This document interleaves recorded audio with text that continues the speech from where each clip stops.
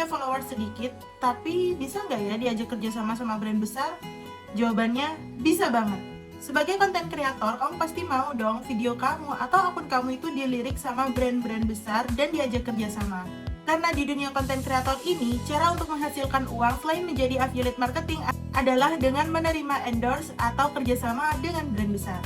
Terus gimana ya caranya biar konten kita itu dilirik sama brand besar dan akun kita itu diajak kerjasama sama brand-brand besar sehingga konten-konten kita itu menghasilkan cuan. Pun pribadi aku, followersku tuh masih under 5.000, bahkan di Instagram itu masih 2.000-an. Tapi aku tuh udah bekerja sama dengan puluhan brand-brand besar dan bahkan dibayar dengan konten aku. Terus gimana sih kak caranya? Meskipun followers kita itu sedikit, tapi kita udah bisa diajak kerjasama sama brand. Ini dia tips dan cara yang aku lakuin biar aku diajak kerjasama sama brand besar.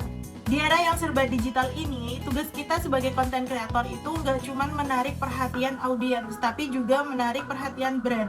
Biar kita itu diajak kerjasama untuk mengikuti campaign-campaign mereka. Di situ dia tantangannya, gimana caranya kita bisa meng-engage audiens, tapi bisa juga menarik perhatian brand. Kali ini aku bakal bagiin rahasia aku khusus untuk subscribernya NCC.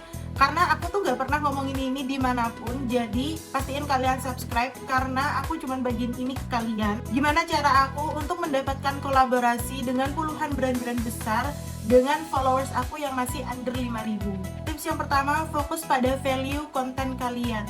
Value yang akan kalian kasih ke brand dan juga ke audiens. Jangan sampai kalian itu cuma bikin konten yang asal-asalan dan gak ada value yang bisa kalian kasih ke brand ataupun ke audiens.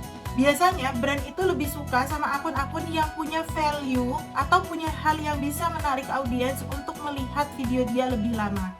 Jadi brand-brand itu sebenarnya jarang banget mengendorse atau mengajak kerjasama dengan akun-akun yang cuman kayak jedak-jeduk doang atau akun-akun yang cuman menghibur doang, tapi juga punya nilai edukatif, wawasan, dan juga informatif. Karena biasanya audiens itu lebih suka dikasih informasi atau akun-akun informatif tapi tetap relatable dengan mereka. Contohnya, kalau kamu bikin video tentang produk atau layanan, pastikan juga di dalam video kamu itu menyampaikan tentang bagaimana atau value dari produk atau layanan tersebut bisa memudahkan hidup atau membuat hidup itu jadi lebih gampang. Nah, brand ini akan lebih tertarik dengan konten kreator atau dengan akun yang punya pemahaman tentang audiens mereka dan juga pemahaman tentang industri mereka.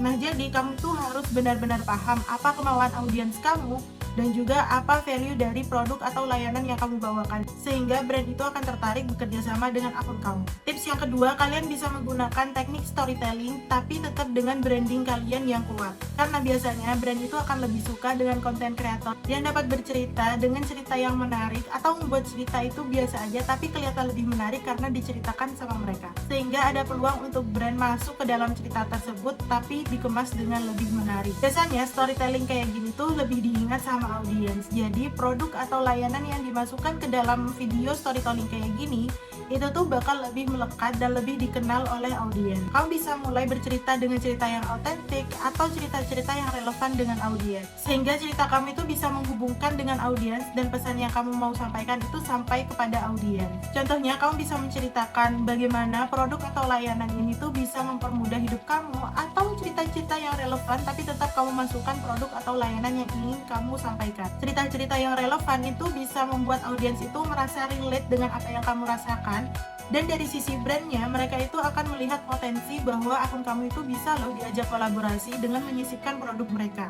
Tips yang ketiga, optimasi platform dan juga SEO atau Search Engine Optimization. Di tips kali ini kalian harus bisa memaksimalkan platform yang kalian gunakan seperti YouTube, TikTok, atau Instagram dan juga pastikan akun atau konten kalian itu mudah ditemukan oleh audiens. Kamu bisa menggunakan judul yang menarik, deskripsi yang jelas, atau hashtag-hashtag yang relevan dengan konten kamu sehingga audiens itu gampang untuk mencari konten kamu. Pengoptimalan SEO ini bisa berdampak banget dengan audiens yang gampang mencari akun atau konten kamu dan juga oleh brand sendiri, mereka itu akan lebih gampang mencari konten-konten sejenis. Selain mengoptimalkan SEO, kalian juga harus mengoptimalkan platform kalian dan juga harus menyesuaikan konten kalian itu dengan platform yang kalian gunakan. Seperti YouTube. YouTube ini cocok untuk video-video yang lebih panjang.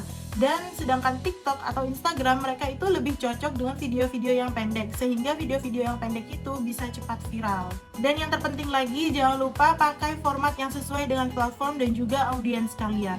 Nah, tips yang terakhir adalah konsisten dan juga perhatikan kualitas video atau kualitas konten kalian. Dari sisi brand, mereka itu juga pasti akan mencari konten kreator atau akun-akun yang dapat menghasilkan video-video yang berkualitas dan juga teratur. Jadi, kalau kamu mau diajak kerjasama dengan brand, kamu itu harus banget konsisten upload. Dan juga jangan lupa perhatikan kualitas konten kalian. Dari sisi brand, tentunya mereka itu tidak mau bekerja sama dengan konten kreator yang jarang upload, bahkan 1 bulan sekali upload atau 2 minggu sekali upload, karena itu tuh berpotensi bisa aja konten kerjasama mereka dengan brand itu tidak akan terupload atau jadwalnya itu tidak jelas. Dan brand juga akan lebih suka bekerja sama dengan konten kreator yang punya kualitas video yang baik, konsep yang jelas. Jadi pastikan juga kalian itu bisa konsisten dalam produksi konten dan juga meningkatkan kualitas konten kalian, baik itu dari segi produksi, konsep video. Dengan kalian konsisten upload video dan memiliki kualitas video yang baik, kalian itu akan bisa menarik audiens yang loyal. Dan tentunya itu menjadi hal menarik bagi brand untuk bekerja sama dengan kalian. Jangan lupa komen apa sih yang membuat kalian itu mau jadi konten kreator.